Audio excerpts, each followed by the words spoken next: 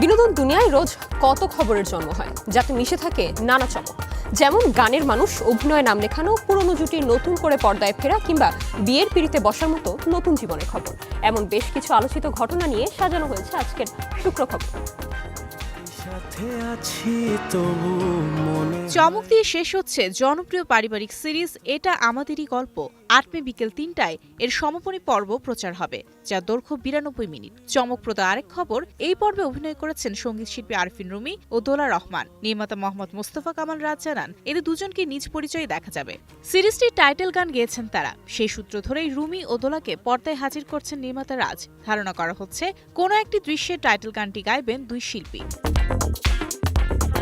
ব্যক্তিগত জীবন আড়ালেই রাখতে পছন্দ করেন বলিউড অভিনেত্রী হুমা কুরেশি। তবে সম্প্রতি বাগদানের খবর প্রকাশ্যে আসার পর থেকে ভক্তদের আগ্রহ বেড়েছে। কবে বিয়ের পিঁড়িতে বসছেন তিনি? একাধিক সূত্র জানাচ্ছে, অক্টোবরের শেষ থেকে তার বিয়ের আনুষ্ঠানিকতা হচ্ছে। অভিনেত্রী হবু স্বামী রাজিত সিং পেশায় একজন অভিনয় প্রশিক্ষক। আলিয়া ভাট, ভিকি কৌশল এবং রণবীর সিং এর মতো তারকারা তার কাছে প্রশিক্ষণ নিয়েছেন। জানা গেছে, জাঁকজমক নয় বরং ঘরোয়া পরিবেশেই বিয়ের আয়োজন করতে চান এই জুটি। সম্ভাব্য ভেন্যু হিসেবে মুম্বাইয়ের কথাই শোনা যাচ্ছে। এর আগে থাম্মা সিনেমা স্ক্রিনিং প্রথমবার প্রকাশ্যে দেখা যায় হুমা ও রাজিতকে। তখন থেকেই তাদের সম্পর্ক নিয়ে জোরগুঞ্জন শুরু হয়।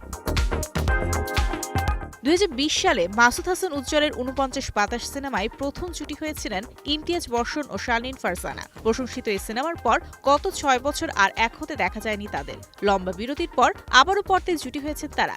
অভিনয় করেছেন সৈকত রায়ের সন্দেশ সিনেমায়। নির্মাতা জানালেন, সদ্য শুটিং শেষ হওয়া সিনেমাটিকে বিভিন্ন আন্তর্জাতিক উৎসবে নেওয়ার পরিকল্পনা চলছে এখন। আগামী বছর মুক্তি পাবে দেশের প্রেক্ষাগৃহে। এতে লেখকের চরিত্রে অভিনয় করছেন ইমতিয়াজ বর্ষণ ও তার স্ত্রীর চরিত্রে শারলিন ফারজানা।